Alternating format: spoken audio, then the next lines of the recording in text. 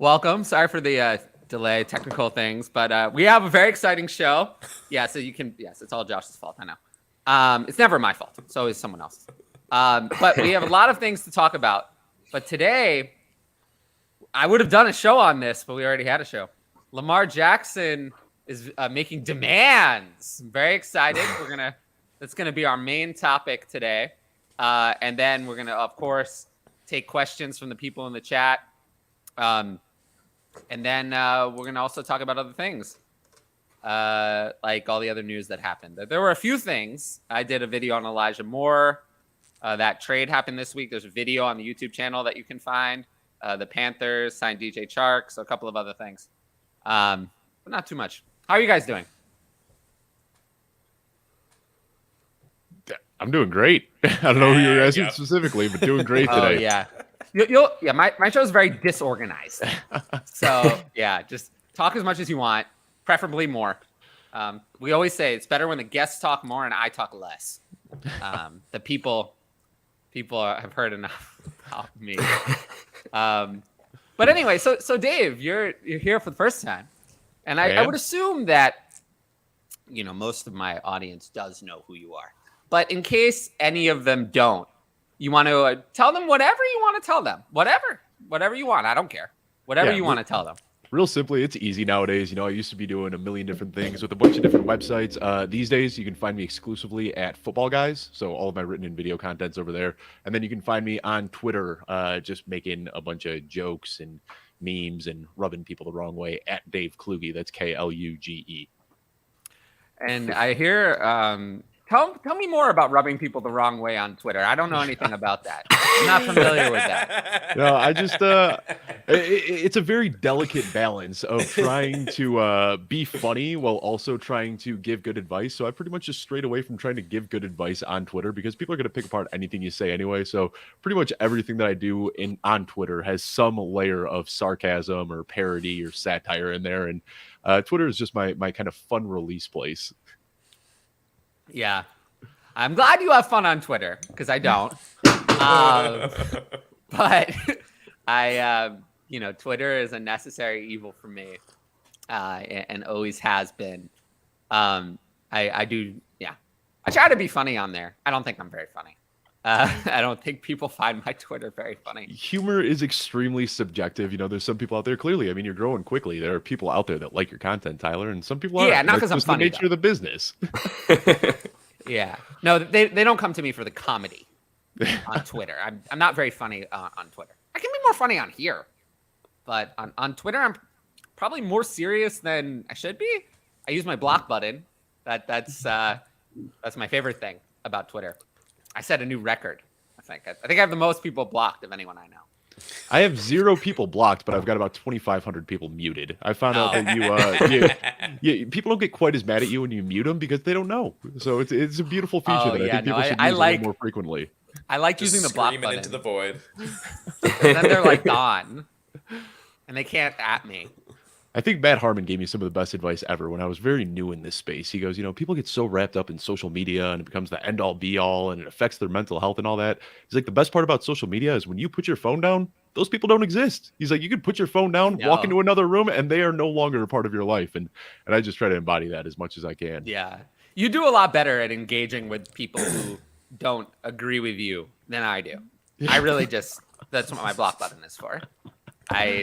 The second I get something that's like I don't like, you're gone, and then I'll never see it again. I'm all about fun discourse. People are going to disagree, and that's what makes Twitter fun. But I wish I could do it. I wish I could do it. I just don't know how. I just don't know how. I've never been able to do it. I guess my main Twitter is my Twitter's really for the people who are really like me and really actually want me to tell them what to do in fantasy football, and then. It's not the people who are not a big fan of me, probably not going to like my Twitter. It's very much a big self-promotion activity.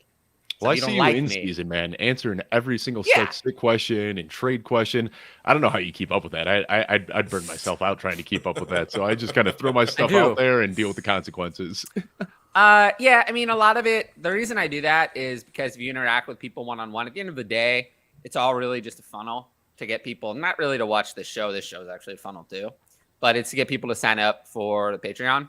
So that one-on-one interaction really helps. I've noticed that the more I do that, the more people sign up. But that's really what it's about. It's a funnel for that reason. I mean, I do like it, but it's not totally out of the goodness of my heart.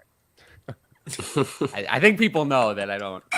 Given the way I run my account, I think people can tell I'm not necessarily doing things out of the goodness of my heart. I mean, I do think the most things I see about you, Tyler, are the fact that you do get to so many of these questions, but also that you give it you're straightforward. You don't try to sugarcoat bad decisions, nice. bad ideas, whatever. Like, you give it straight, and I think most people appreciate that, but some people don't, and that's what the block button's for, like you said. So I will say, I find most fantasy football content these days, unwatchable or unlistenable. It's terrible. The majority of it is terrible because nobody wants to actually say anything. They just want to say, like, well, it could be this, it could be that. No one wants to make an opinion because they're afraid that then later that opinion is going to be ridiculed for being wrong.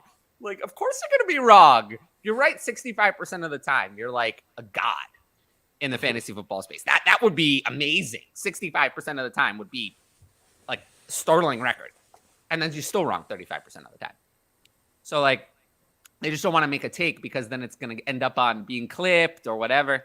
And people can clip me if they want. I don't care. It's just more attention. I like that. I'm wrong all the time, and very confidently wrong all the time. And I really don't mind that. We have some questions in the chat, and that's always what I want to get to. And I do want to thank everyone from my Patreon who submitted questions for the Patreon show on the YouTube channel. I really suggest people watch that. It's 15 to 20 minutes.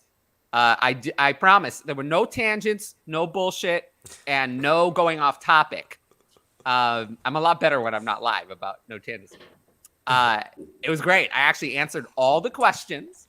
So I thank everyone on the Patreon for that, for putting in those questions, and everyone who watched it.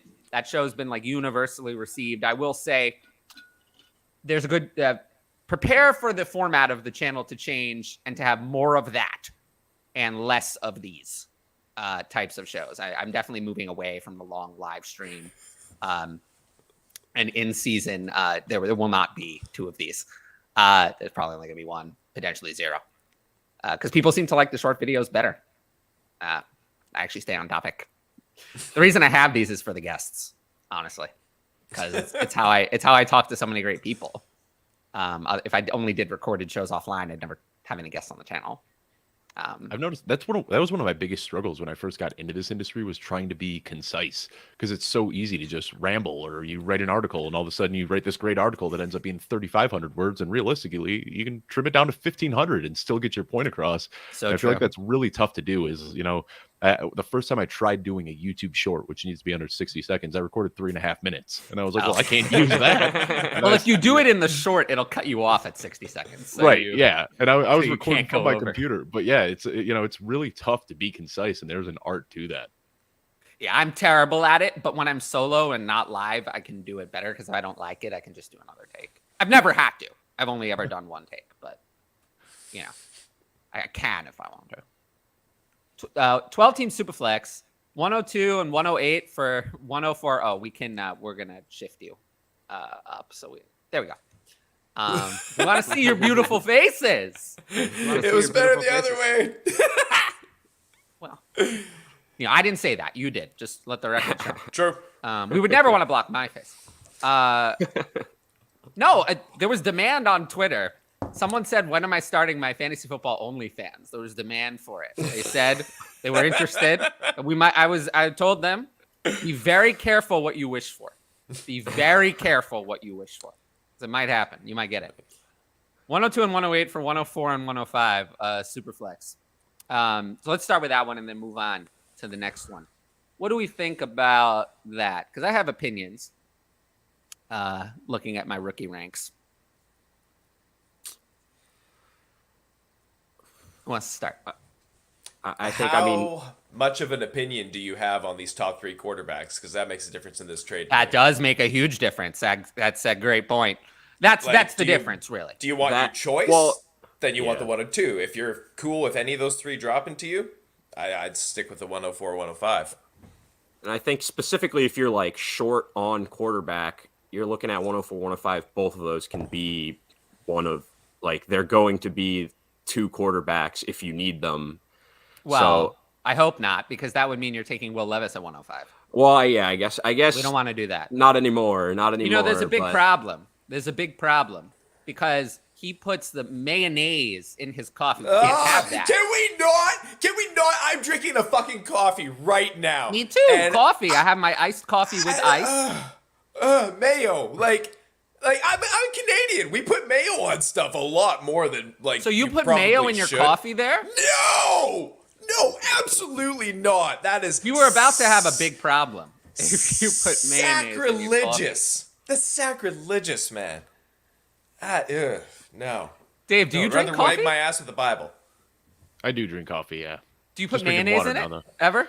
I don't. I drink my coffee black. Me too. Do you ever put anything in it or always black? Always drink it black. I love it. 2 cups in the morning and then switch to water for the rest of the day. Oh, I have 10 cups per day.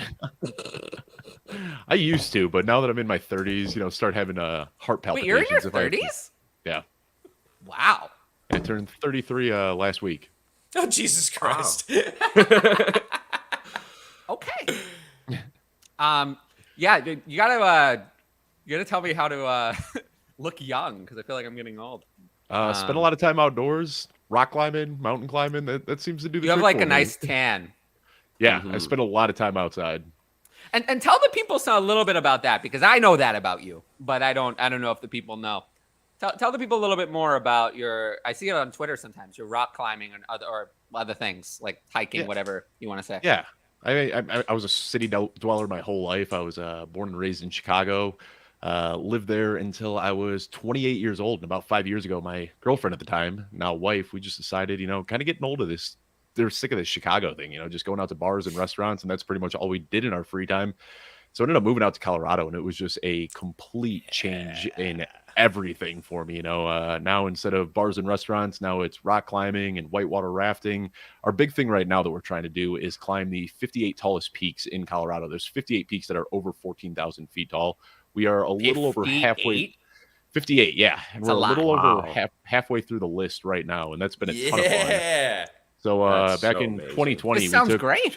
Yeah, it's a ton of fun. It keeps us in shape. And there's something about climbing to the top of a mountain that unless you've done it before, I don't know if you can really understand what it does. I mean, the first time I climbed one of these peaks, you are just slugging through mud and you're carrying a heavy pack and you're doing water crossings and you're getting blasted by the sun and the wind and the cold. And then when you finally get to that moment where you sit up on top of the peak and you could just see everything you've climbed up from, you could see mountains rolling for hundreds of miles. First time I did it, I just bawled. Like I sat at the summit and just started crying. Like it's just like this wave of emotion came over me. And I've just kind of been chasing that ever since moving out here. I love that. That's amazing. Did we ever answer this? I'll go with the 104 and 105. I'm going 104, 105 as well. Mm-hmm. Yeah. Huge fall off after 106, in my opinion. So getting 2 picks inside the top 6 is where you want to be. I agree with that. Mm-hmm. And then this other one is the 108 easily. The 108 over the 112 and the 210. I like the 210. It's a deep class, but I think I'll just stick with the 108. Value's definitely on that. Yeah. Mm-hmm. That second one is easier. Lamar. Okay, that's topical. Ooh, Lamar. Shit. Yeah, Lamar Jackson says, I'll use a little. Basically, what he's saying to the Ravens, and I think someone said this on their football content in the past, so it's not a Tyler original, but he's basically saying, it's a nice football team you have there. It would be a shame if something happened to it. Unless you give me what I want. That's basically what he's saying. It'd be a shame. Lamar and Pittman for Dak, Etienne, and 201. This is interesting. I mean, I think even with all the news, we would all rather have Lamar over Dak because he's 4 years younger. It's I think he has more fantasy upside than Dak, but Etienne I think is worth more than Pittman to most people in an ADP, and then the 201 is nice. So it seems pretty interesting. I think I would go with the Dak side, actually. I would try to trade ETN for something else after that. But Well, you don't like ATN?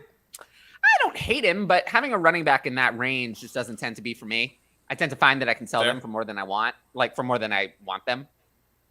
I just don't tend to have a lot of running backs in that range. That's fair. So I try to put him on the block, but I'd be fine if I couldn't. I was a little concerned that the Jaguars would add someone more significant than Dearness Johnson.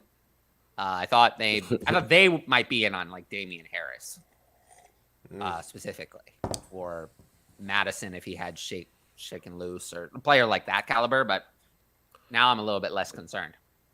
It would be funny if Kareem Hunt decided to go sign there and Dearness Johnson is again stuck behind. I don't think that really makes sense. No, it doesn't. But I just love thinking about something like that happening. I still think Kareem Hunt should just go back to Kansas City. Like, nobody's talking about that. Yeah. I don't think they want him there. Yeah, I just don't see that happening. I think that ship has sailed, and that's okay for both sides. Maybe it hasn't. We'll have to see. I think it would be a good fit, to be honest, if they can Kareem work Hunt out also issues. He looked washed. He looked year. horrible. Yeah, I don't know if there's done. anything left in the tank. I mean, if he was showing any semblance of juice, I think he'd be on a team right now. I think that he's just about done. But 10% of Kareem Hunt is still better than 100% of Clyde Edwards-Helaire. That is true. So it's, that there is that. But yeah, I'll take the Dak side here. I like the 201 because that's 11th overall in a 10 team. That's not insignificant. That's going to be a player we like. So I think if it were just Dak and ETN for Lamar and Pittman, I think I would stick with Lamar. But with the 201 in, I think that pushes it over to the Dak side. Glad I get to finally catch at least part of one of these live. I will say that there will be some changes to the channel very soon, and you're gonna have to see. You're gonna have to see. There will be changes. There's probably gonna be more shorter live things that come up, more news coverage, and less of the regular shows. More of the Elijah Moore stream that I did. That one, people really liked that. It was very short. More of stuff like that. The stream I did for the number 1 overall pick trade, that people really liked that. More stuff covering topical things. Because I think it's better with a topic. So I'll try to cover news a little bit better than I've done in the past. And instead of some of this stuff. So just keep that in mind. You'll have... And that'll be whenever it is. So it'll have multiple different opportunities. Because I know that my show times just don't work for some people. So it'll give you many opportunities to come in live and catch me. Mystical Child. Let's fucking go. I love that. Happy Monday. Hope everyone had a fantastic weekend. Waking up to the Lamar news. It's a very interesting start to my Monday. I was like, whoa. I would have done a whole show on that if we didn't have this. Just here to show some support for my man Tyler and the channel. I appreciate that. I do feel like there's a lot of people who are doing that, and I appreciate each and every one of you. Everyone's talking about the Lamar news today, but how about Brock Purdy getting named the starter? And that just kind of flew underneath the radar. Like, is Trey Lance not going to be a thing this year? Well, that's not news to me. Talking about that. This is not news to me.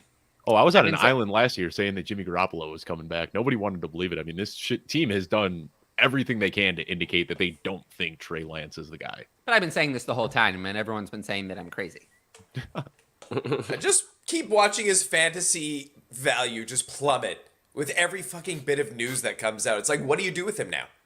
You just have to fucking sit on him, his pretty little face, just on the end of your bench going, fuck, I'm worth nothing. What, do you just say fuck it and take whatever? I'm very interested as someone who has a more than 1 or 2 shares of Trey Lance. I'm holding where I've got him, and if I can buy him for anything less than a first rounder, I'm doing that for sure. I don't know exactly how much his value has plummeted, but if you can get him for an early second, that's a smash. I just did a 14-team startup where he slipped all the way to the 2-3 turn. Wow. Damn. I'm starting to get in on the idea. Almost out of the top 30. Fuck. That's crazy. Yeah. He's so low in my rankings that I'll never have him. I don't want this to be a what if situation. I want to see what this guy can do. No, No, I'm not giving up on Trey Lance yet. I'm good. I don't think I can. He's too young still. People are still rolling Sam fucking Darnold out there. Come on. And I know, yes, he is still relatively young to his NFL experience level, but I can't give up on a talent like Trey Lance yet. It's just tough. I mean, the last time Trey Lance did anything relevant was before the pandemic.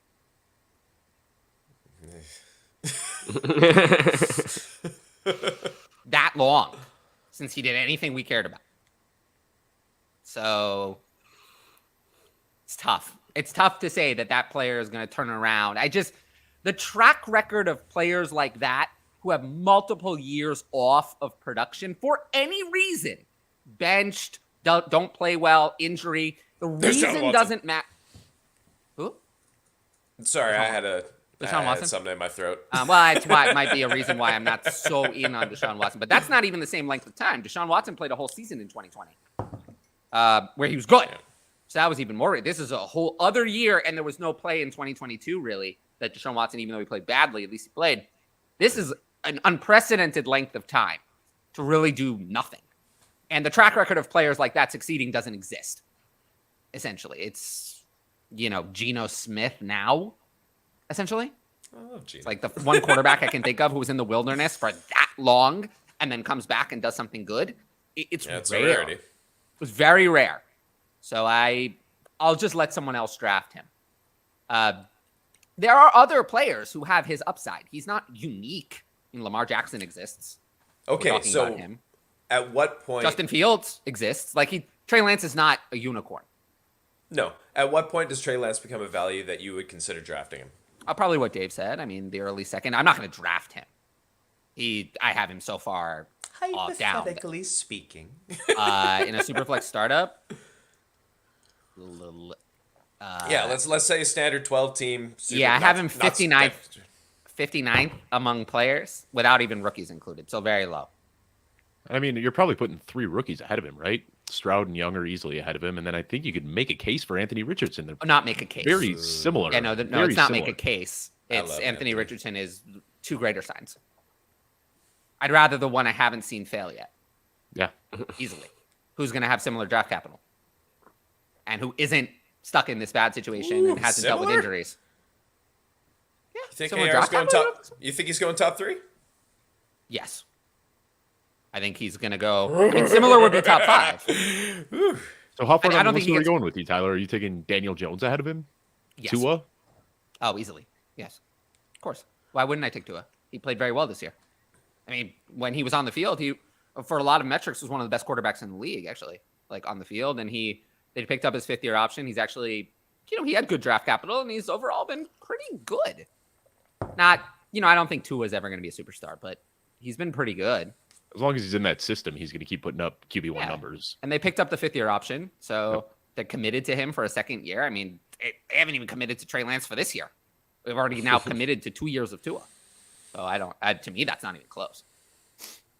So Deshaun Elliott was trying to get Lamar to sign with Miami earlier today. I don't know if you saw that tweet or not. Quickly deleted. Yeah, I don't think so. Lamar really, to me, I saw your tweet. I forget which teams you had in there, but Lamar really, to me, the team that makes the most sense is Atlanta, and it's always been Atlanta. With Desmond Ridder going I floated this a couple of times, that I floated a trade. We talked about it on this show with Atlanta, similar concept, to trade up to the number 3 pick, include Desmond Ridder in the trade, to have Desmond Ridder start for the Cardinals while Kyler Murray is out to audition. And then they would get the number 3 pick, which they could use on Anthony Richardson. And then Taylor Heineke could be their bridge quarterback. Similarly, if they were to trade with the Ravens, same concept, they could include Desmond Ridder in the trade to audition with the Ravens because they have nobody. And then the Ravens would get other things back with that. And then Lamar would go to the Falcons. So similar concept, same kind of idea. The total trade could totally be done. I saw people saying, well, they signed Taylor Heineke. That means that they're not going to. That doesn't mean anything. That doesn't mean anything. Signing Taylor Heineke does not rule them out of Lamar Jackson. That really, is- everyone's looking at the teams that have like glaring needs at quarterbacks, but it wouldn't surprise me all that much if a team with a veteran quarterback wants to make a trade for Lamar. And I could see a team like Seattle trading away Geno Smith and getting Lamar in return, or The Detroit thing- trading away Jared Goff and getting Lamar in return. I could see a lot of veteran quarterbacks on the move in a trade that lands him Lamar. The thing is that, like, the Ravens need a quarterback. So if Lamar's gone, so they might be interested in a team who has a quarterback to give them back. I mean, I don't know. I don't know. I mean, Unless they just start Tyler Huntley for a year and say we're getting Caleb Williams. Well, they next gave him season. a low tender. Yeah. So that shows what they think of him. I still think people are going to say no, but I would love it if the 49ers picked up the phone and Trey Lance. I'm serious. So, seriously. To Baltimore. Okay, I'm listening. And, that would be very interesting. That would revive the value of Trey Lance, kill the value of Brock Purdy, and give Lamar a chance to play in the best system he could possibly hope for. That would be something. Yeah.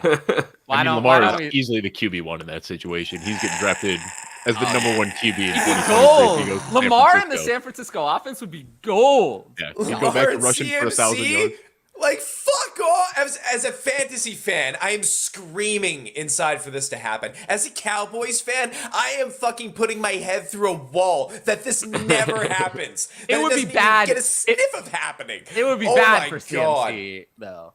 My other dark horse is the Jets, that they just say we are sick of getting I would jerked around love by it. Aaron I would Rodgers. love Let's just bring it. Lamar in instead. And then the that Packers would are be so screwed. beautiful. 'Cause that $60 million option bonus that vests on The September Bears 1st. fan in me wants nothing more. Yeah, I would Oh, love would it be if that beautiful. happened.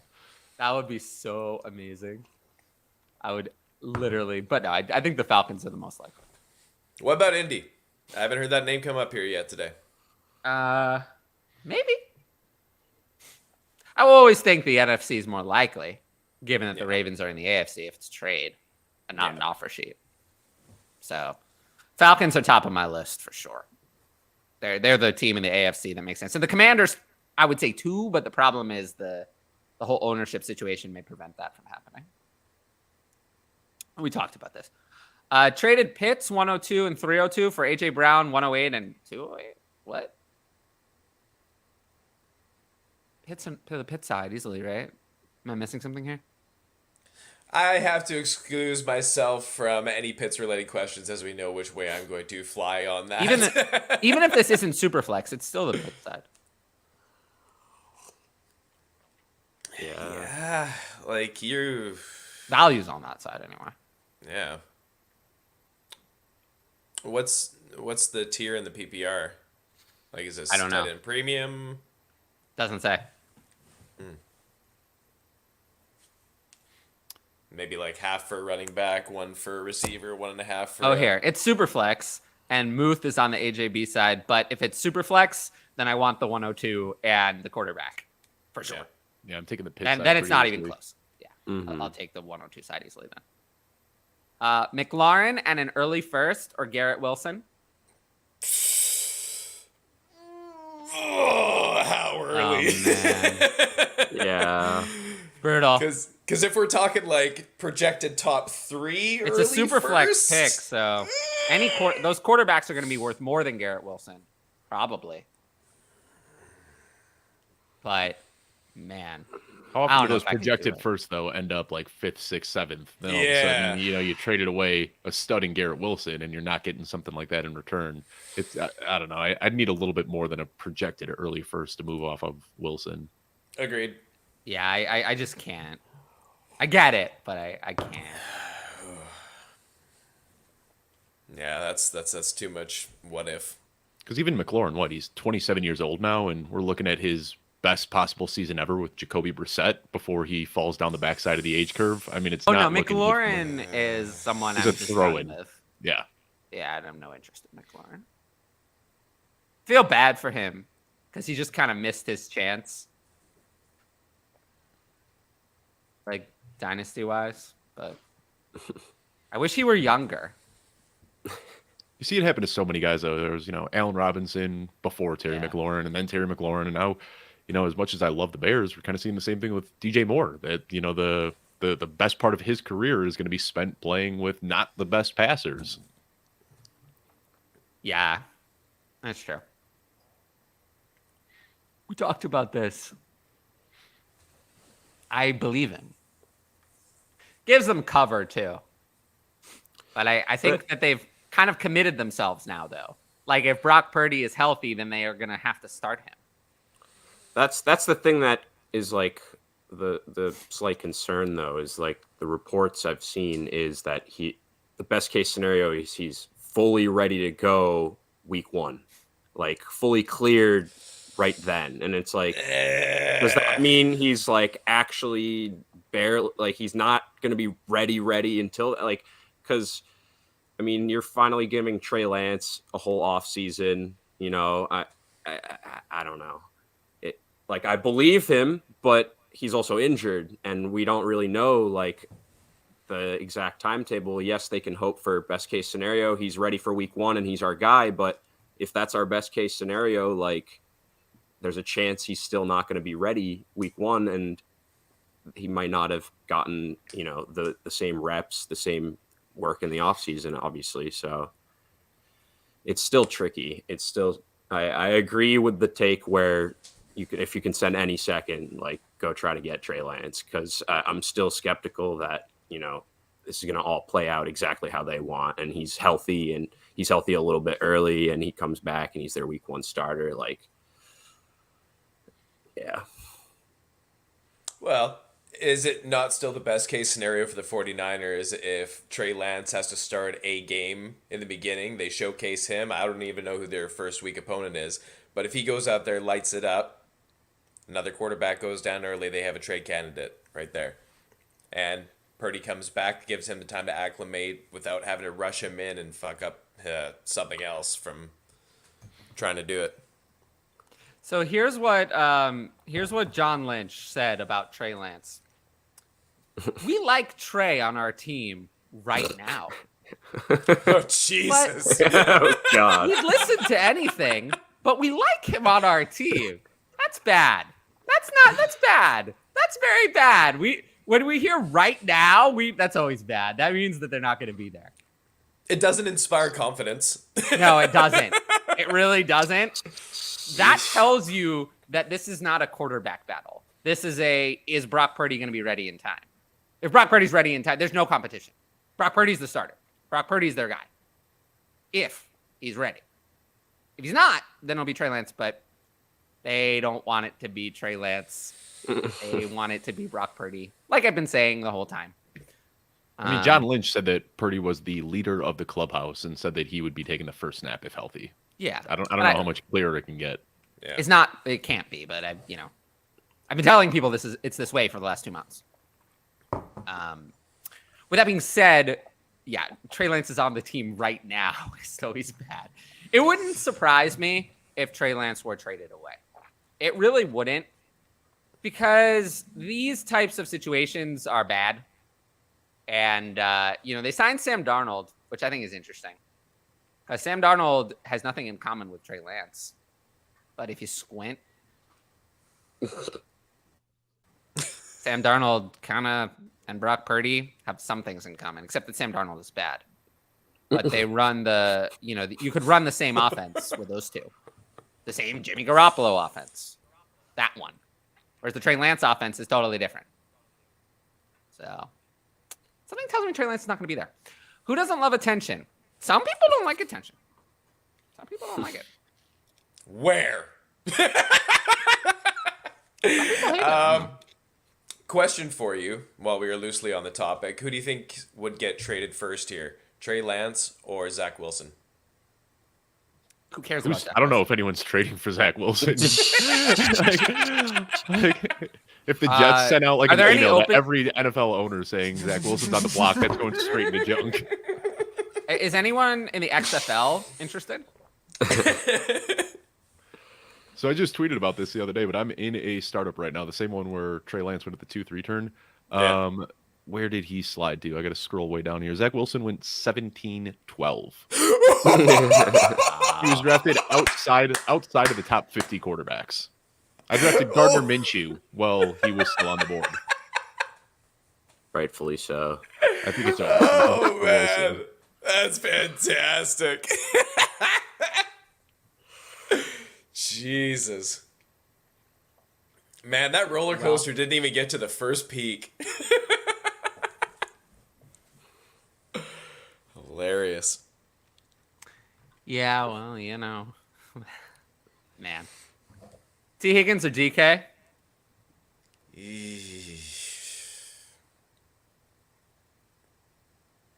I mean, I have T. Higgins higher, but I think DK is a better player between the two. But I like T. Higgins' situation a little bit more, a little bit younger. I'll go with T. Higgins. They're very close, though. I have them back-to-back in my rankings overall as well, not just among wide receivers. Yeah. I've got him back-to-back, too. Same startup. I keep going back to that. That's the one that I'm in right now. I took T. Higgins with DK on the board, but that was a tough decision between the two of them. I think I ran a poll, actually, after I made the pick. That they're really tight, but I prefer Higgins ever so slightly. Now, how did you have any wide receivers before then? Nope. Higgins is my wide receiver one. I started with Herbert and Stroud, and then took Higgins in the third. Interesting. Yeah, that's fucking tough.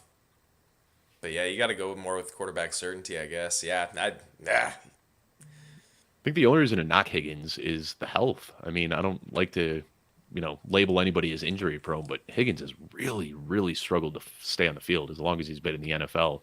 And that's in every league that I have Higgins, that's always the worry is, how many weeks am I going to get out of him? That's true. Those weeks are so nice. But he hasn't been that so injury prone. Too. Yeah. Well, the other thing, too, is even he has those games where he's active and then takes a few snaps and puts up a donut. I mean, we've had quite a few of those in the last years, too. So the combination of his penchant for getting injured combined with Zach Taylor's, keeping everything under wraps makes it a very frustrating player to roster. I get that. I just, wouldn't. I don't know if that's something we can, rely on staying the same. Right. I don't know if that's specific to him or just bad luck. I think it's more Zach Taylor than anything else because Zach Taylor's the same guy that jerked us around for 10 games with Joe Mixon before putting him on. That's true. IR. That's true. I could go with that. Whoa. Okay. A lot of words. Many words. Big word. Big word. Yeah, there's a lot of words. Well, you're trading up to. What would you package? I don't know how you're getting the Bijan at the 103. That's not going to happen. But what? Trade up to do what? I got to tell you, I'm a little confused here. Generally, trading up is bad. Usually, the value's the other way. Usually. Not always. But usually, trading up is not great. Yeah, I'm very confused. Does he mean he wants to trade up for Bijan in this situation and just wants to know the package? I would say, just to kind of answer this question, sort of, your roster is strong. I wouldn't worry. Adding the 103, 107, and 109 to this roster is fine. You can always explore all kind of moves, but this is not. I'm not desperate here. I would love to get Bijan at 103. I will say what I might do is if Bijan actually falls to the 103, I would consider trading back, not up. And getting a haul for that once you're on the clock. That might be something I would consider. If not, I would just take a quarterback. If Bijan's not there. Want to trade my 308 more value? A late 4, but no 5 and 6. I guess this is a startup. Startup, yeah. Well, I always suggest trading down. That's always a good idea. But the real question is, how far? I don't know. I mean, could you get a mid 5th or late 5th and a 2024 first? Maybe against bad competition. I don't know. Value's always on trading down. The less experienced the dynasty managers you're playing against, the more the value is on trading down. I will say that. But yeah, it's hard to brainstorm because I have no Seeing idea the what. board. Yeah, well, I have no Yeah. idea who has what, and trades have already been made, what we can package together. But yeah, Like no, evaluating a chess match with a blank board. yeah. Well, honestly, that I could do. As a 4-time national champion, I think I can handle that. But these are minor details. Nobody cares about that. Let's see. Over that we talked about black coffee, only way to be. I totally agree. It's Mayo and coffee thing. Will Thank Levis. you, Lefty. Well, you know what? God damn. We might have to send. I might have to send a milk carton to Will Levis's house and see how he handles it. We got to have him He would have some freak adversity. out. Yeah. It's so liquidy. What is going on?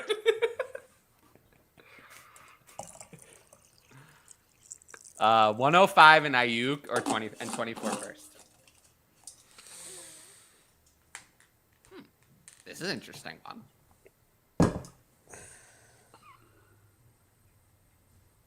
I'd probably take the Ayuk side.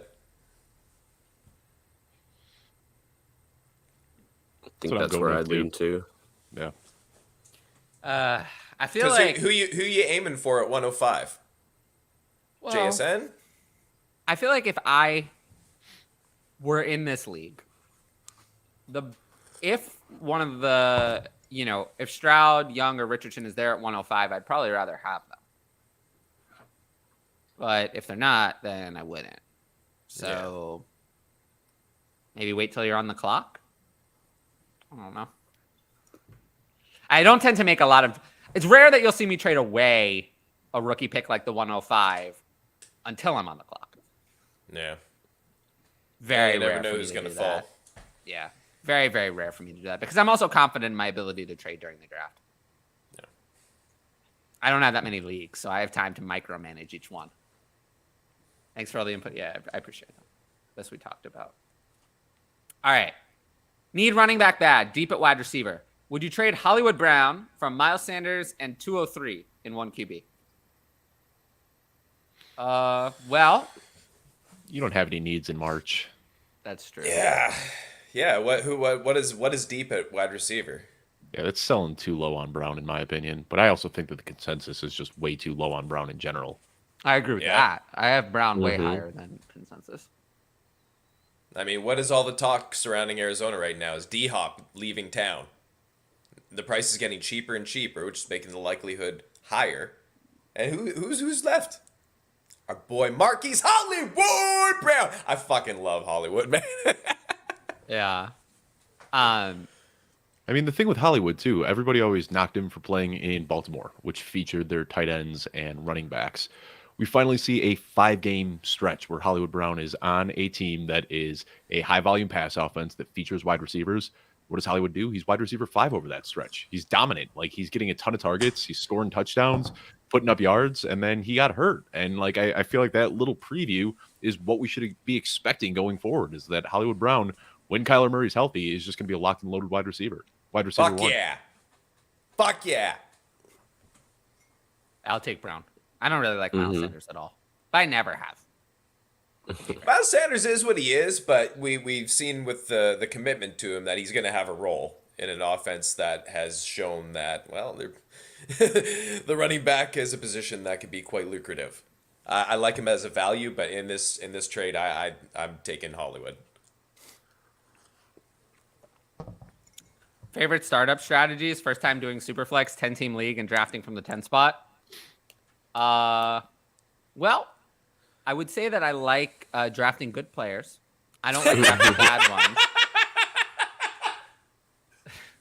What? Let me write this down.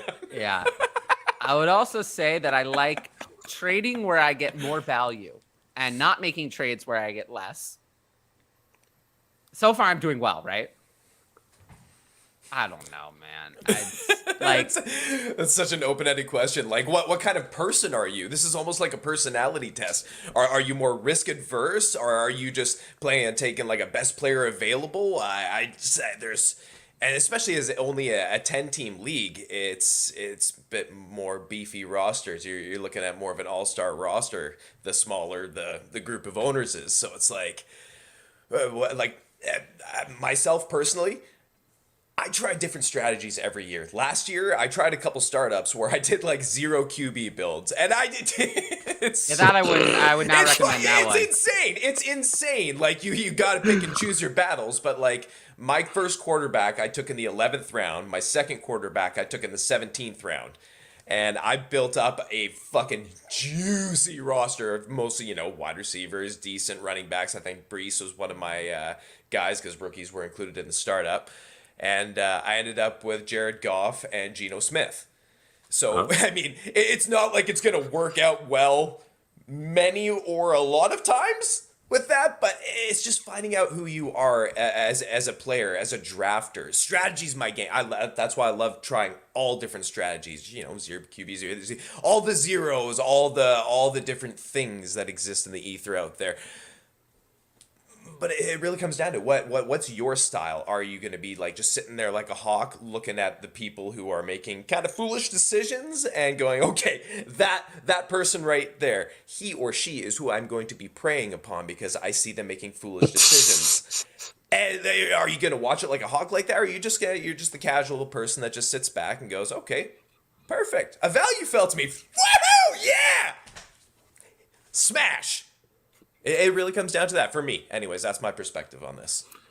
I think in general, as a rule, I like to definitely draft a lot more wide receivers than running backs. I see some people taking running. Yeah, I see people trying to take the value of running back in some of these startup drafts, and that position is just so volatile where they could be very, very highly ranked and thought of among just consensus, but one injury, one bad stretch, one bad season, all of a sudden they're not even an RB1 anymore. It's just it's very easy to have it's very often that running backs value just fluctuates so heavily. So wide receivers, I think once they kind of show what they are, they definitely maintain a lot more of that value.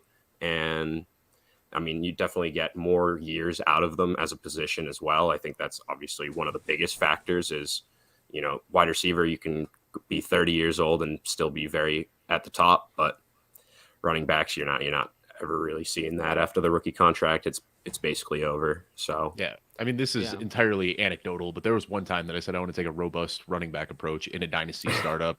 And my first pick was Cam Akers. This was, a few seasons ago. For the first pick was Cam Akers. Second pick was Dalvin Cook. Third pick was Joe Mixon. Fourth pick, I think I sprinkled a quarterback in there. Can't remember who. And then fifth pick was Ezekiel Elliott.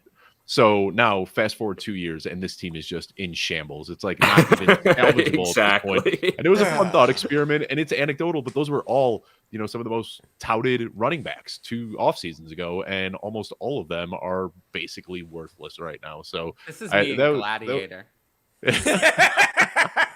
Yeah, so and I mean, it was a learning experience. I wanted to see what it could look like because everybody in Dynasty is just fade running backs, and I said, let me try to take advantage of the hive mind of everybody fading running backs, load up on early round running backs, and see what happens. And it was terrible. And now it's just I don't have any value on my team. I don't have anybody I can trade. I'm just sitting here looking at this barren roster, and I don't even know how to fix it. Oh, can I add something to this? No. Specific to your situation, being on the turn of the first round there, you can steer this draft. If you're looking big picture enough of this, I love being on the turn personally because, like I said, you can steer the draft. If people are really trending towards one way, coming down at you, then you could buck the trend, go double up on a position, and just start a run that had no business starting at that point because you're going to get other people in the league scared. So being able to control that a bit gives you a bit of an advantage. Personally, I love being on the turn, that second, third, or last spot in drafts. I love it. I will say I happen to know that that comment came from a new patron. So I always encourage you to sign up for the Patreon. I have had a couple people sign up recently, and some of them have been, let's say I wish they had asked me that they'd signed up before they did their startup draft. It's always easier. If you start with me, you're going to have a huge advantage. Whereas if you ask me to come in and clean up your mess, I'll do my best. but I'm not as good at that. It's always good to start from an advantage. But I always say I'm there to prevent mistakes from being made more than anything.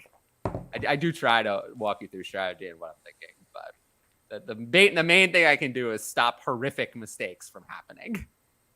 That's probably the most value I provide, is saying no to, because it's always like something that comes up during startups. I've noticed, and it came up today. I was talking about it earlier today, but people have this instinct to like get the players that they want, and that's great.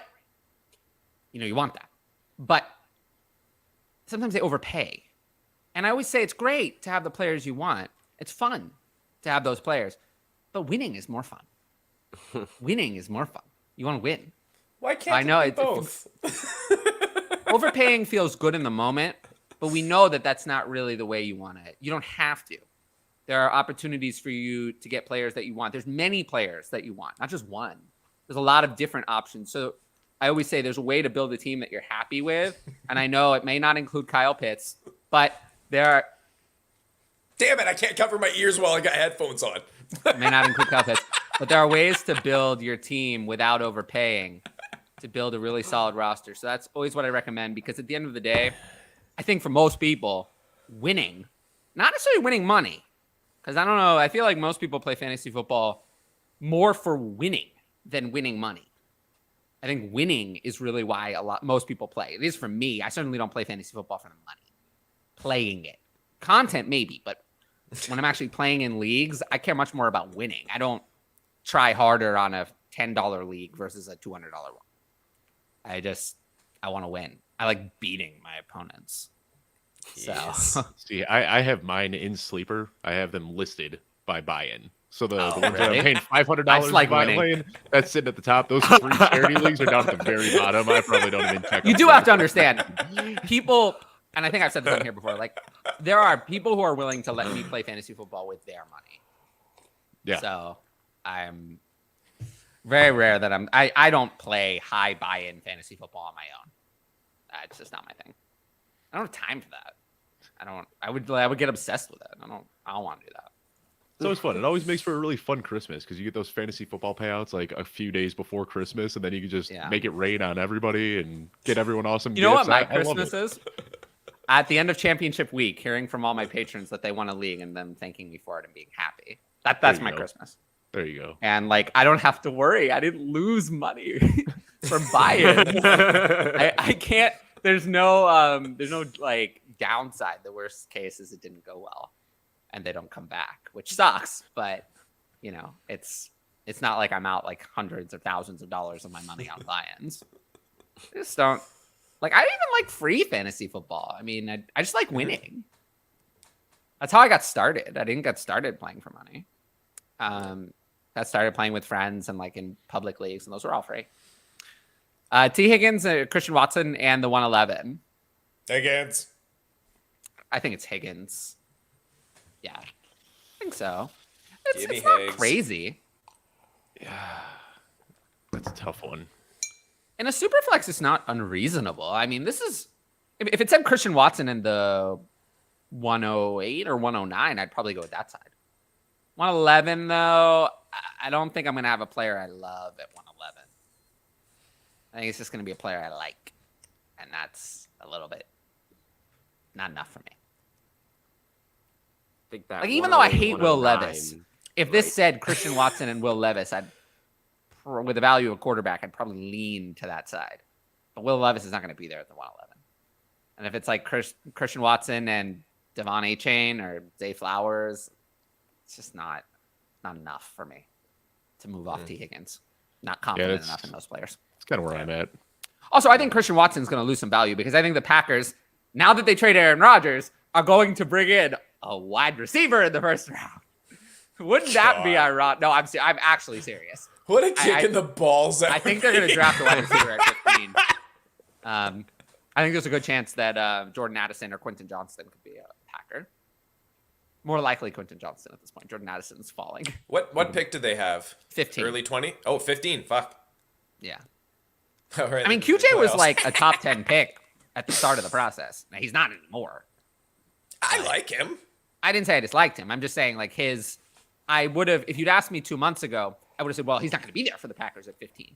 Now I think they're kind of his ceiling instead of his floor in terms of capital. I don't see him going before.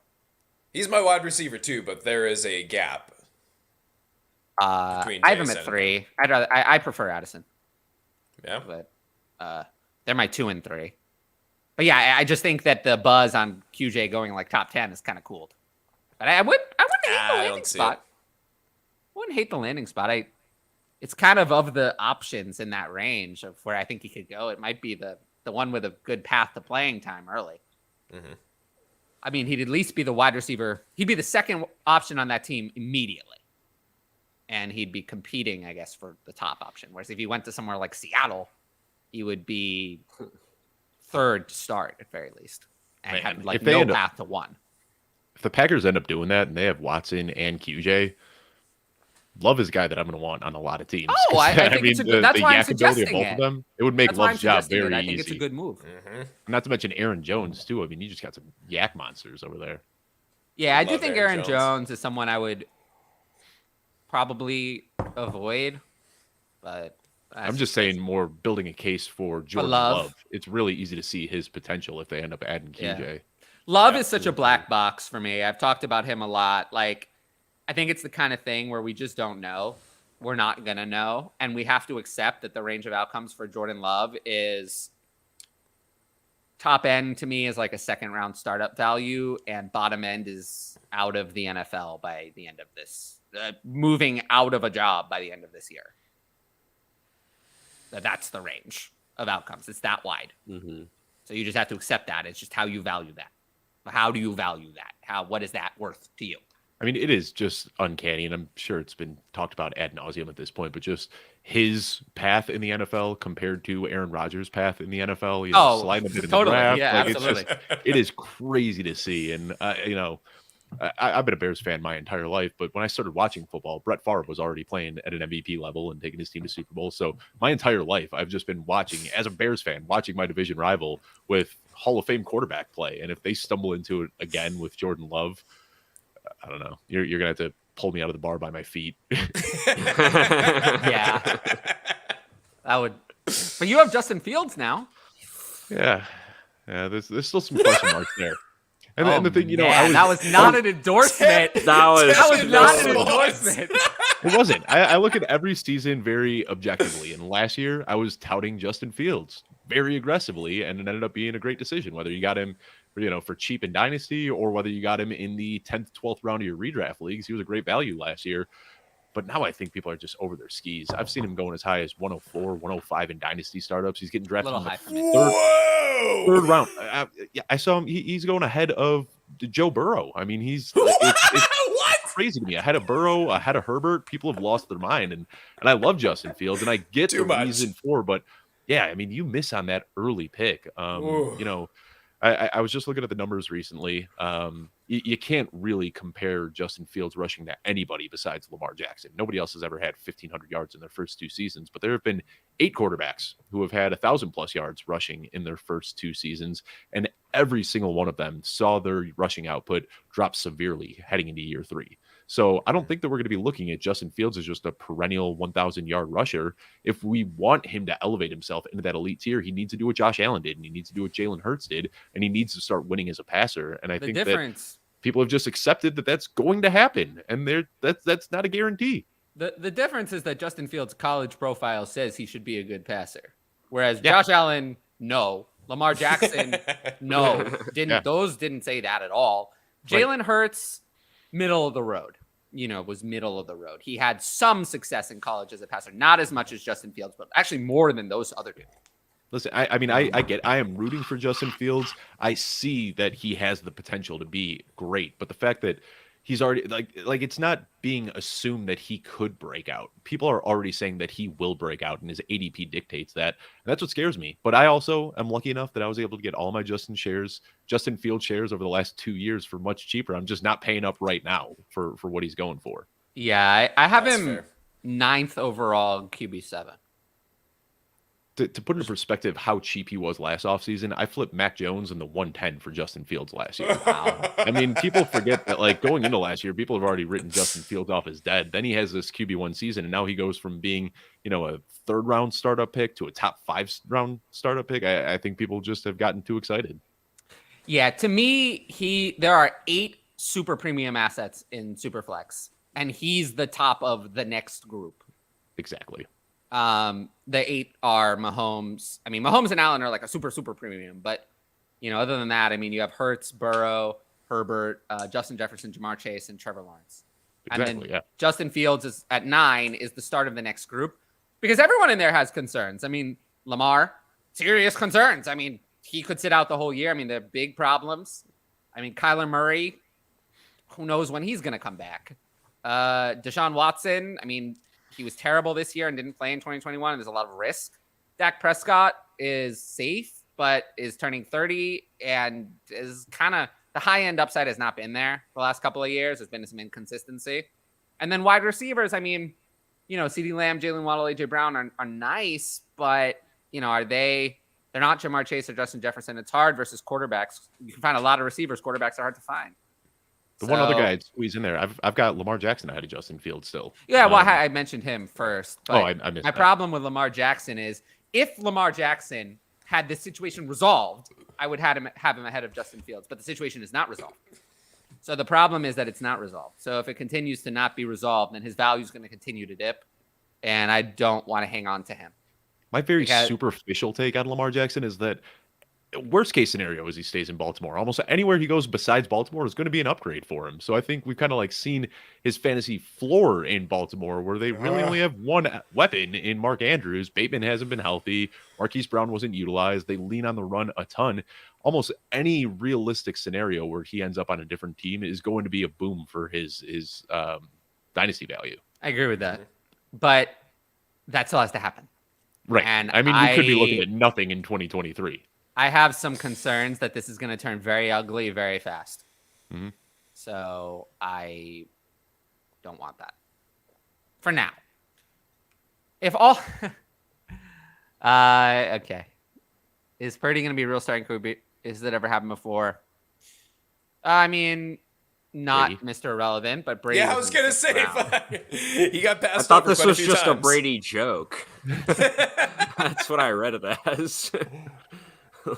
Yeah, so for me, I would say that before he was hurt, it was over.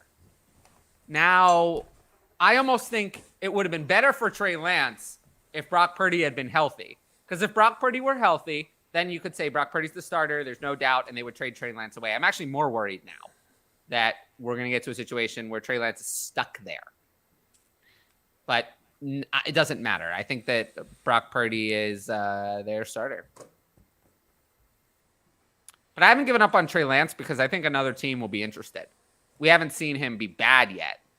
But I just think that Brock Purdy's also on a rookie deal that started 1 year later. That is a 7th-round salary that you now have under control for 3 more years. That's like your dream. Trey Lance is cheap, but not as cheap. And you're going to have to sign him to an extension. The 5th-year option is coming up. You're going to have to make that decision after this year. So I feel like Brock Purdy is their answer.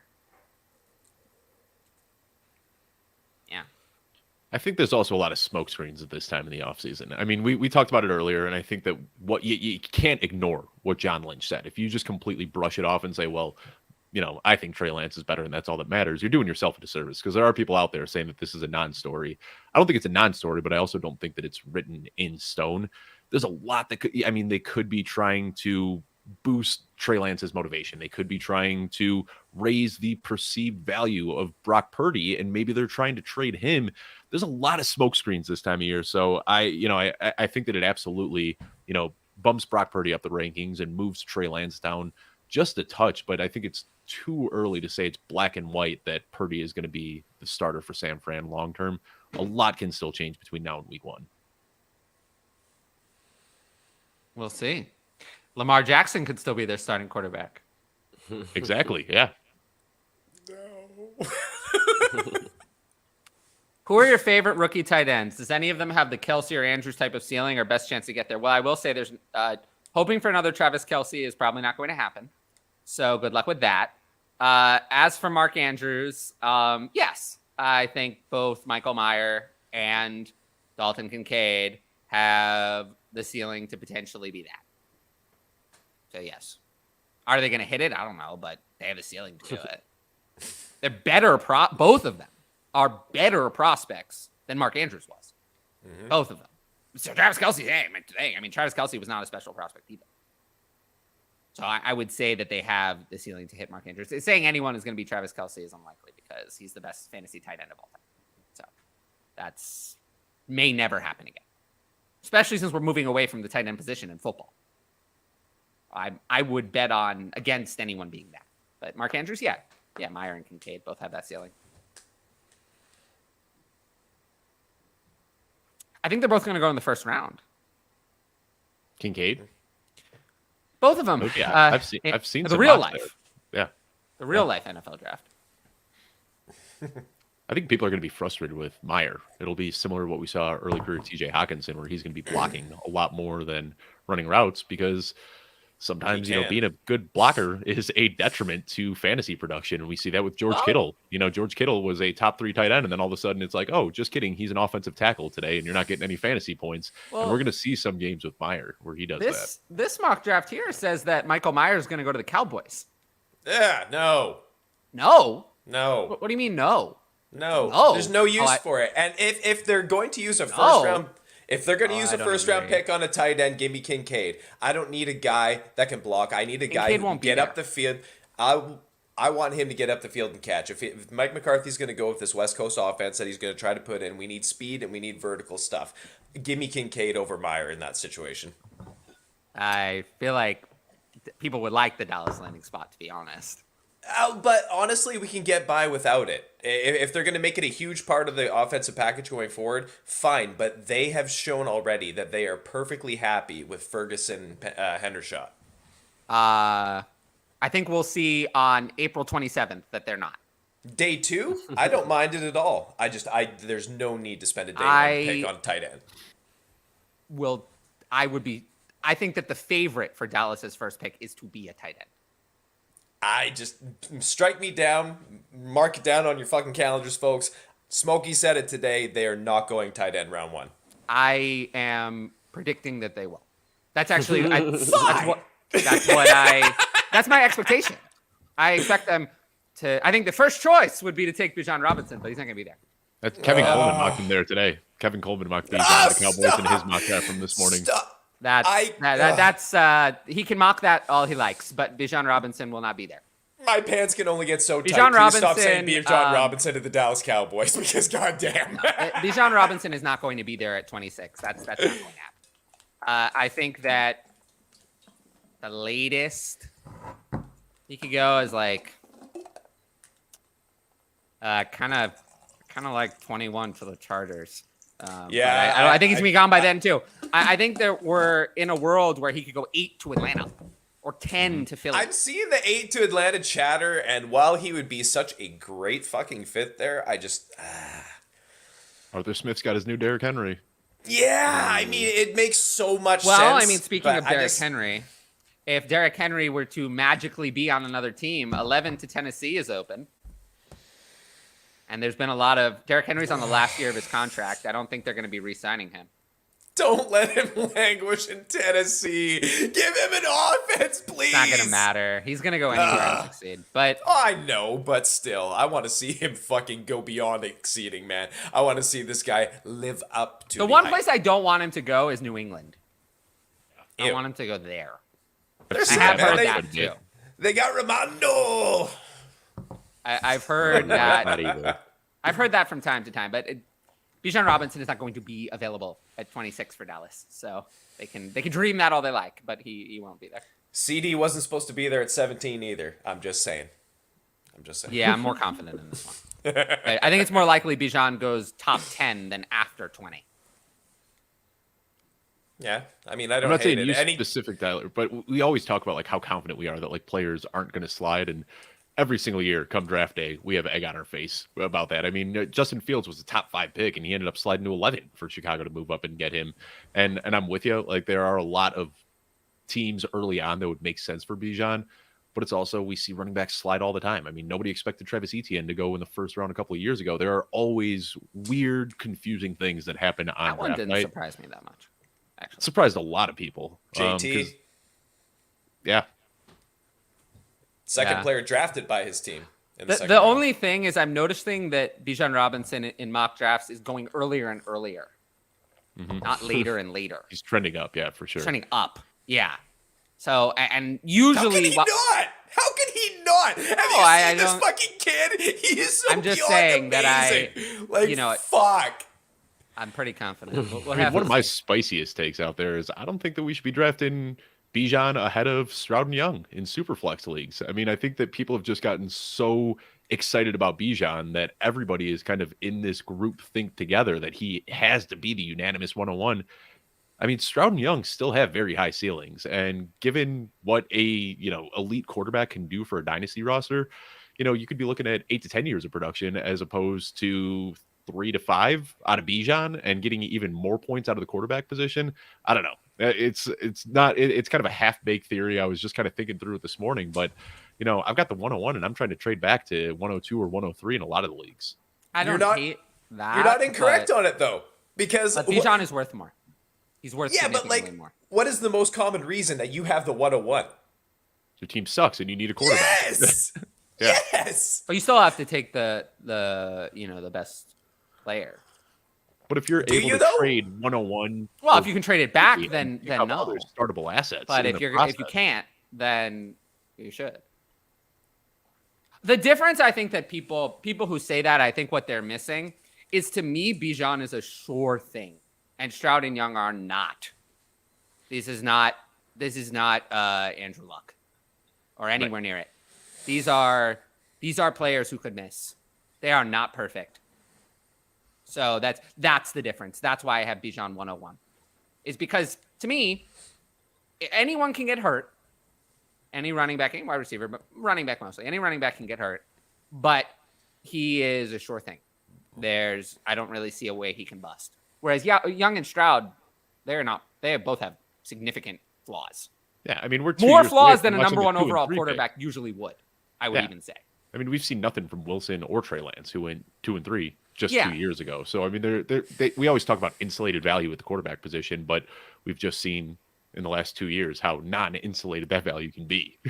For me, whoever goes number one overall is going to be a below average number one overall quarterback, if that makes sense. Below average as a prospect.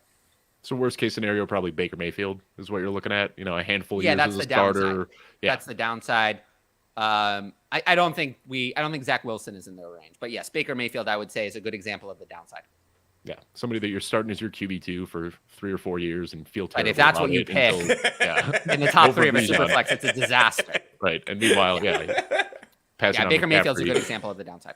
Passing on McCaffrey for Baker, yeah. I can see that. The reason why I have Bijan ahead is because I don't. To me, the ceiling of Stroud and Young is not top 3. So I don't have that ceiling for them. I have ceiling being kind of the mid to late first round value in a superflex, like that startup. I don't see them cracking that uber top tier because Young, rushing upside's not there. Little small, to crack that. Stroud, not sure it's all going to come together to get up that high. I just don't see it. But I do see them as having I don't see them as very likely to bust. I think the Baker Mayfield is unlikely. I don't think they're going to, that low is unlikely. It's more the lack of the top end that gives me some pause more than anything else. Am I the only one who is not super psyched about Carolina's offense, though? They're building no, I around don't think for this anybody QB is, one right? that's coming off the board. Like, I think it's fun. it's different. But I'm not super psyched on the landing spot. So it's like there are ceiling concerns for me. I'm not too worried about a landing spot for a quarterback. Things can change very quickly. For a quarterback, they can build the offense around a quarterback. I'm not going to write But anyone Carolina off. also doesn't have their first next year. So There are like, other ways. I'm not I know, super concerned about that. I'm It's having not my trouble seeing the plan. favorite. Not my favorite. Also, Carolina and Houston don't have reputations as being competent franchises. Neither of them. But I'm not gonna. That has nothing to do with why I would feel a certain way. I mean, I think it should go into your evaluation 100%. Like, I mean, Houston needed a superstar like Deshaun Watson to, just drag that team to any sort of wins and fantasy production. And in Carolina, they needed the same thing. Cam Newton. Like, if you're not an absolute superstar, they don't really have the infrastructure or the ecosystem to build a mediocre quarterback into a good quarterback. Bang on. London and 108 or Waddle. This is easy for me. Yeah, London and 108. I like. Yeah, easily. This is a good example of a tear down I would do. 108 is going to be probably Addison or Johnston or Levis, whichever of those you like the best. It's going to be one of those three almost for sure. Is that even a tear down? I mean, London and Waddle aren't that off in I see it as value. a tear down. Yeah, I see it as one tier down. Waddle to me has proven that he's For good. how long? Waddle to me has proven that he's really good, and London Yeah. has proven to me that he can be really good. So that's the difference. That's the tier. So, I mean, we've got a lot of offseason left. Situations change quickly. What happens if Lamar Jackson gets traded to Atlanta? Then all of a sudden, That's not a good thing. See, I think it would be. It's fine. It's better than Ritter, but I'm not. That takes the ceiling away. Then Yeah, I mean, I don't really, think we're gonna have a 1,400-yard receiver with Lamar. Fair. That's It's not like Greg Roman's it's better running than the their offense. current and- quarterback situation, but that's not changing my value of Drake London to like jump him up anywhere near Waddle. At the end of the day, Drake London has not proven that he can be elite for anything more than a game or two. So there's risk. There's risk. Players like that don't always hit. Now, I will say, players who have his kind of success as rookies usually do. But what they hit as is, different. Waddle had far more success as a rookie and in year two than London has ever had. Rate metrics are so tricky to discuss, but I mean, the pie that we were looking at, like the passing game pie in Atlanta was so teeny tiny, and all the rate metrics, target share, air yard share, all that stuff, yards per route run, targets per route run, he was putting up elite numbers. So the production wasn't there because of the system that he was playing in, but I think Drake London has already done enough to kind of, cement himself as a top 10 dynasty wide receiver. Mm-hmm. I have him at 12. So, I guess. I wish there was a little bit more production. There was periods where he disappeared at times during the rookie year. Him specifically disappeared. There were periods. If it had been a little bit better, if he had, there's a reason that I have Garrett Wilson and Chris Olave ahead of him. Yeah, fair. That's I think the the two guys that I move him ahead of right now, I'd prefer, if I'm doing a dynasty startup, I want Drake London over Tyreek Hill or Stephon Diggs. And age is obviously a huge factor there. Absolutely. Yeah, I have him ahead of Diggs, but not Hill. I like Hill better, interestingly, than a lot better than Diggs. Diggs, I have some concerns. I have some concerns that Stephon Diggs is in decline. He fell Whereas off Tyreek last year. Yeah. Or Tyreek Hill is not. Tyreek Hill is not in decline. Tyreek Hill actually might, in some ways, had his best year last year. Mm-hmm. So Which is fucking insane to think. It is. Yeah, no, that's what away I'm saying. from Patrick Mahomes and have a career year. What the fuck? I agree with you that's insane. And that's why I have almost a round difference of Tyreek Hill and Stephon Diggs. Stephon Diggs has some serious concerns that people are not talking about. He did not look the same last year that he did in years previous. So he's a total avoid for me. Like most older players. Interestingly, Tyreek Hill seems to be the one I'm willing to have. But Stephon Diggs is not going to be for me. Sell Mac Jones for any 24 first? Yes. You can get him. You can't do that. You can't get a 24 first from Mac Jones. I don't think so. Sign me up. Yeah, sign me up for it, but I don't think you would. Take him. Give 102 and 324 first. Receive Love, Chase, and 225 firsts. That's bizarre. What a trade. Yeah, that's kind of odd. I mean, 25 first. Haven't I mean, done this obviously with it's a algebra super since high flex. school. Yeah. I don't know, man. I guess the values with Chase probably. Like Chase is worth the 324 firsts on the market, even in a super flex. That's kind of what I'm looking at. So you're looking at Love and 225 firsts for basically the 102. And the 102 is probably worth a little bit more than that, but because the firsts are so far away. I think I would. I'd stick with the Chase side. Well, he has the 102 side. I think I'd stick with the 102 side and try to do better than this. I'm trading away the 102 and then 3 firsts next year. I guess I am getting Chase, but then I'm moving a year back and I have to do the 102 for that. And 102 is going to be something great. This should not be my first choice. I think you can do better. With the 102, I think you can capitalize more than this, to be honest. Swing for the fences move. How would you tear down from Andrews to Goddard and Muth plus a mid first? Well, I would. Would I? Yes, I would. Yeah, I would. Yeah, I think so. It's a good move. T and 105 or 2 and 201, 1 QB. Man. Half PPR. T Higgins. 1 QB. T Higgins, because that's going to be Addison or Johnston, who's ever left, probably. And the 201 is, not enough. I'm going T. T Higgins here. This has been a pro T Higgins episode, folks. I'm pretty pro T Higgins. Yeah, why wouldn't you be? He's great. Rank these tight ends in value. Komet, Chigakonkwo, Dalton, and Trey McBride. No. Well, okay. I have, based on my rankings, I have Okonkwo first, then Schultz, then Trey McBride, and Komet last. But I've got McBride, Chig, Schultz, and then Komet. So not too different from yours. yeah, I think I'd rather have McBride was a good prospect, but I think what I saw from Okonkwo was enough that I'd rather have him.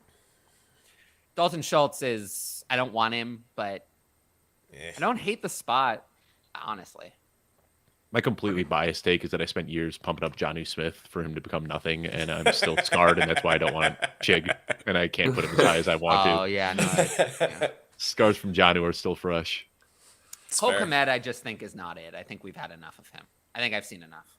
Last year was the best case scenario for him. Yeah, and You know, he's still very gonna little do it. target competition. Yeah, and I mean, he gave us a back end tight end one season, but now, I mean, Robert Tonyan has an identical skill set. Like, it's not like they brought in a completely different type of tight end that's going to help Cole Kmet even more. They brought in stiffer competition in DJ Moore and Chase Claypool, and they brought in somebody who's going to limit his snaps. It's you know, Kmet still has the profile, and he could be good down the road, but I don't think we're going to see it anytime soon. Yeah, I agree with that. Probably needs a different team. Startup principle, never trade away more startup picks than you get back. I do agree with that. When you're paying 2 picks to get 1, it's usually not good. Can be, but it's usually bad.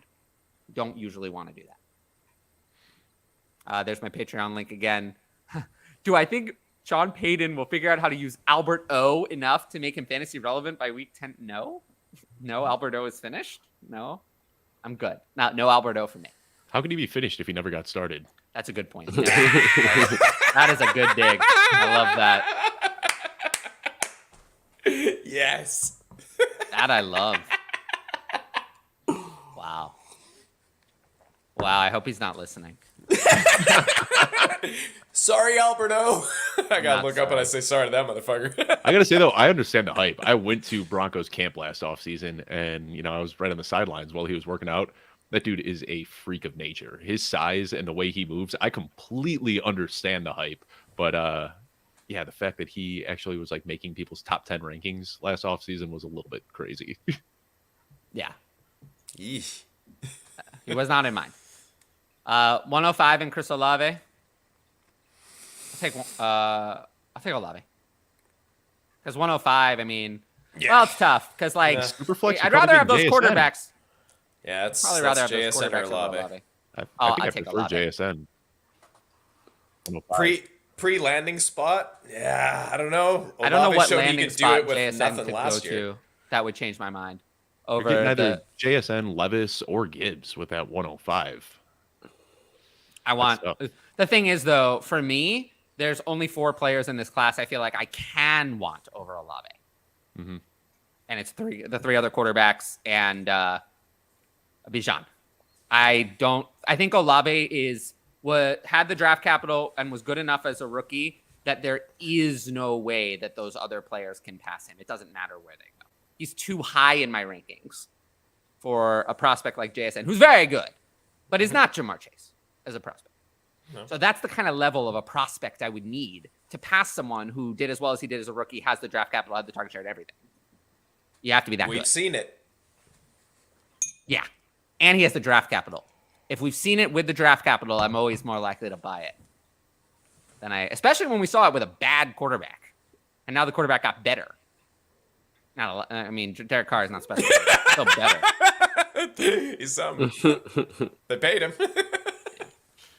Okay. Nuke on the block. I'm good on him. We're not buying him. He would be definitely not enough. Big sell for me when he moves to his new team. I'll be selling him. Not that I have any to sell.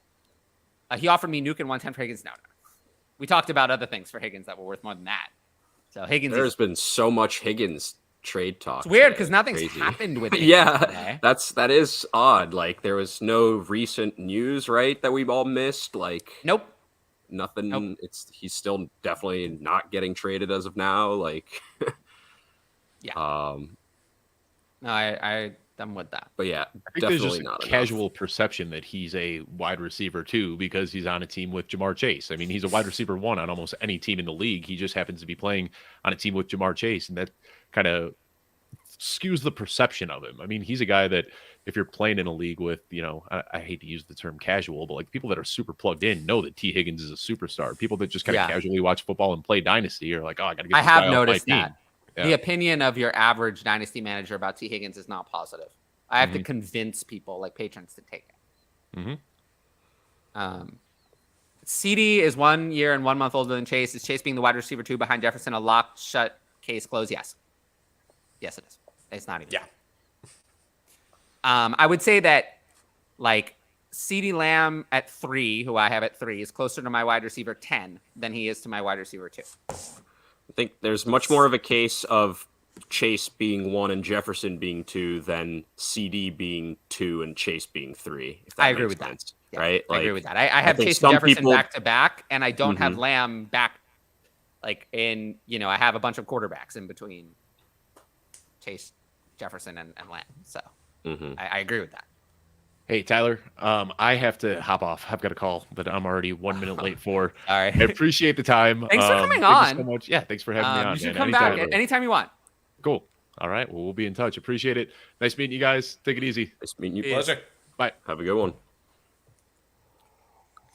Oh, all right. We will wrap up the questions and then we'll hop off. It's been a good show. Let's see. Imagine a difference. Oh boy. Okay, so with this layout, Josh, you're gonna have to put your head up. Yeah, we can't. Yeah, imagine a division with Lamar, Lawrence, and Stroud and Young, or Young. That would be Lamar on the Falcons, or no, Lawrence. Oh, on the Texans. So you're going to the Colts. Very confusing. Yes, I can imagine it. It would be fun. We'll have to see. I can't speculate on Lamar, but yeah. We'll see. I mean, I do think it's very rare that I'll just say this about Lamar. It's very rare that the trade demand gets out and then like this with a quarterback, that letter published, and then it doesn't, the player then comes back. We usually don't get to the point of the letter being published and then it was resolved. So I don't think. I feel like we also don't usually see trade requests get publicized 4 weeks later after he proposed. Because he doesn't have an agent. He doesn't have an agent. Yeah. An agent would have leaked it, but he doesn't have an agent, so he didn't do that. I guess, yeah, that's fair. That's fair. Yeah. I mean, quickly speaking about the Stroud Young, how much do you guys kind of put in, like, obviously the McCown saying to Stroud, oh, once you're in Carolina, we can hoop up or whatever. Like, I think there's a lot of people that are really looking into it and saying, all right, Stroud number one is pretty much like, I think that's what a lot of people kind of think at this point, maybe with or without that, little clip. But I thought it was fun. And it is something like, kind of weird to say if you didn't really think that. It's like, oh yeah, once you move here, it's like, but like you got no real intention of him moving there, But I don't know. Would you guys think that at all? I mean, he's obviously getting traded. Who? So, like, about what? I think no. you're I was talking saying, Lamar. yeah. I'm Stroud sorry. stuff. Yeah. Oh yeah. I mean. Yeah. I just thought some people were looking more into it. I don't. That's just smoke to me. That means nothing. It's just the word of someone passing by. Anyways, I'm not saying that the conversation didn't happen. But for me, there's only two choices that Carolina's making there: the smarter choice in Stroud or Anthony Richardson. No, they're going to take Stroud. Well, they should. Yeah. But I'm those are fine the with only them two taking choices Young. I can see them doing. I can't see them taking Young. I think you can write him in pen to the Texans. Speaking of trades, I think that one of the things that's definitely not happening is that the Panthers are trading down again. Oh my that, God, like, that would like, be so bad. It's so stupid. You're not going to happen. I want my picks back. But let's see what happens. Let's see what happens. Dallas can trade up. They don't have to wait for Bijan to fall to 26. Still the same GM and owner that picked Seeking for. They could do that. He's not going to be there at 26. So they could do that. We'll see.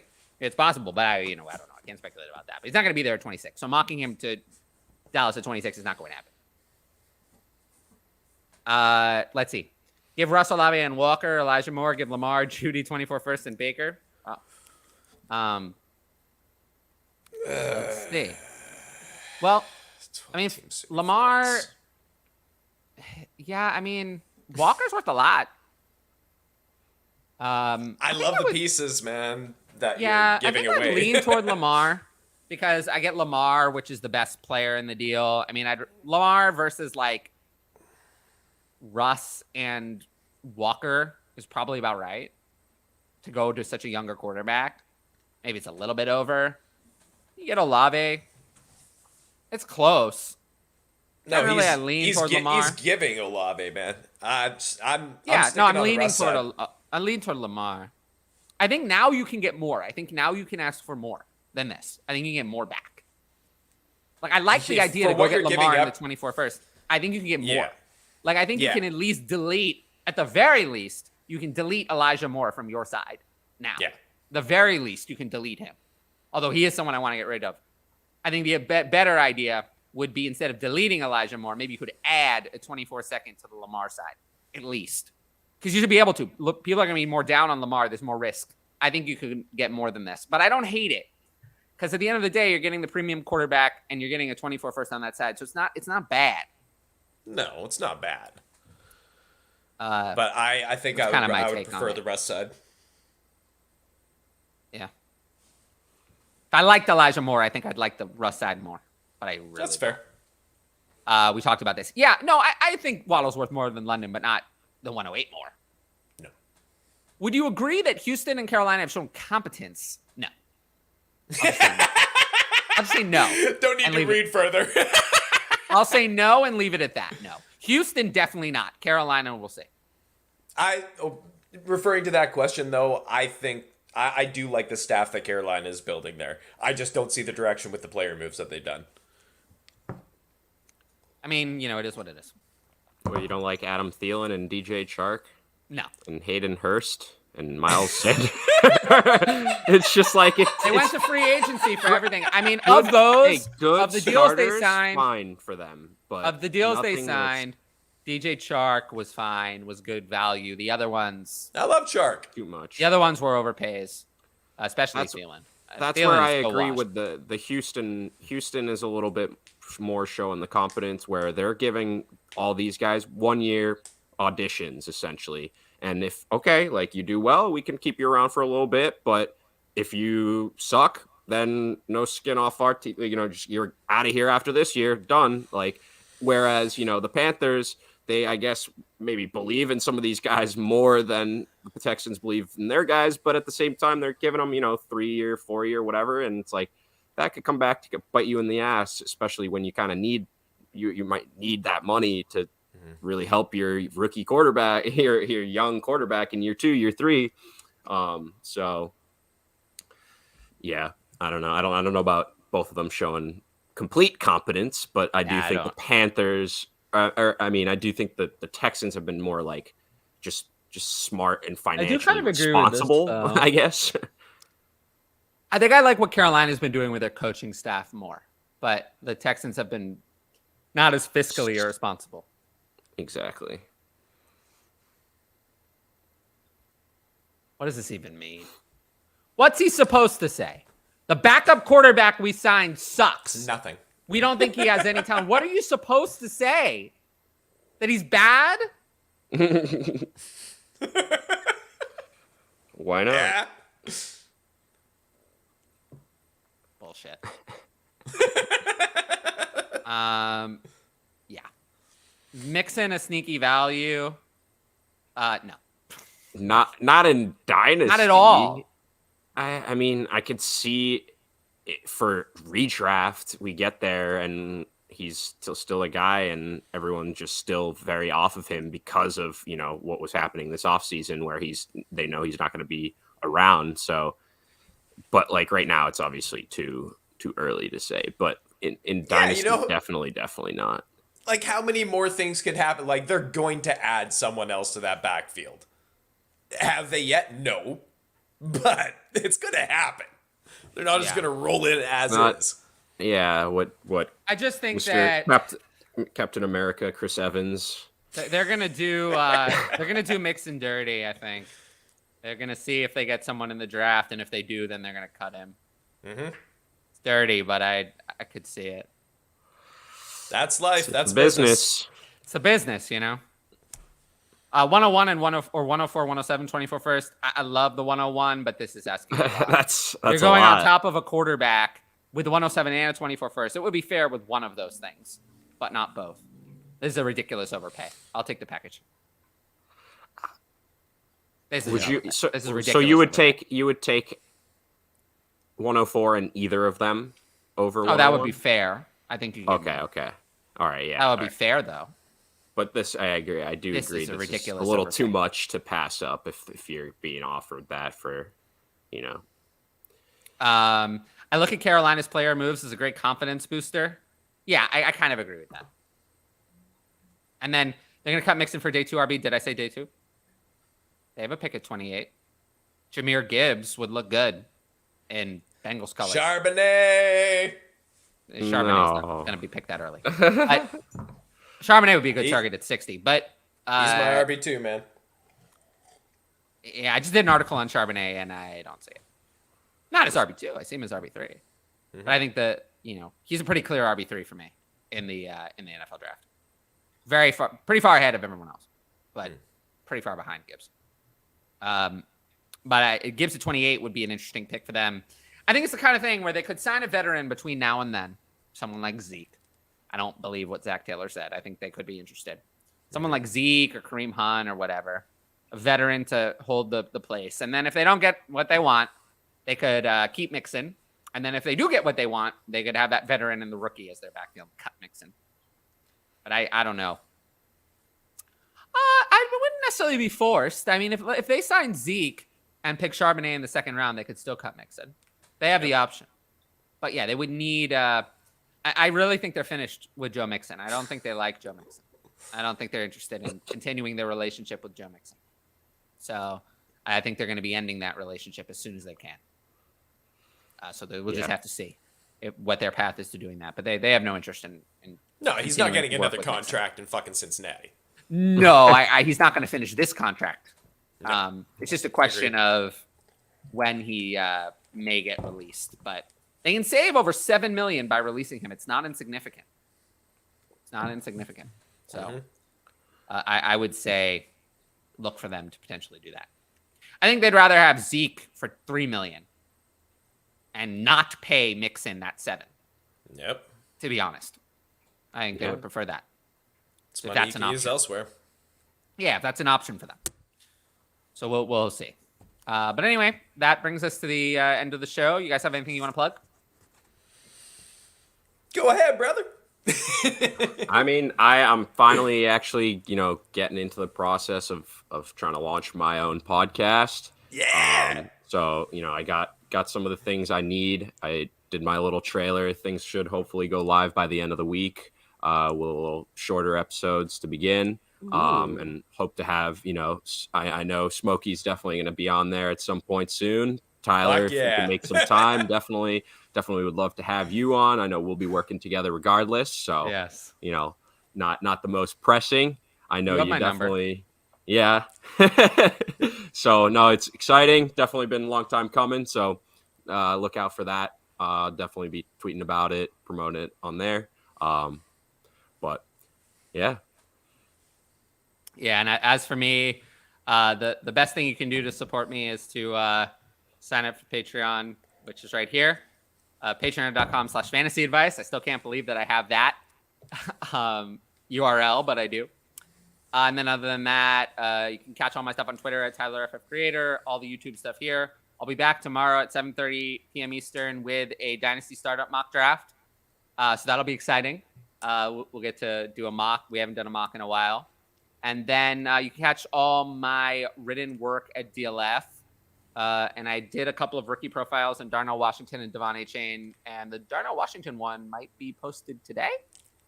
So you might be able to see that very soon. The Devon Achane one will be in a week.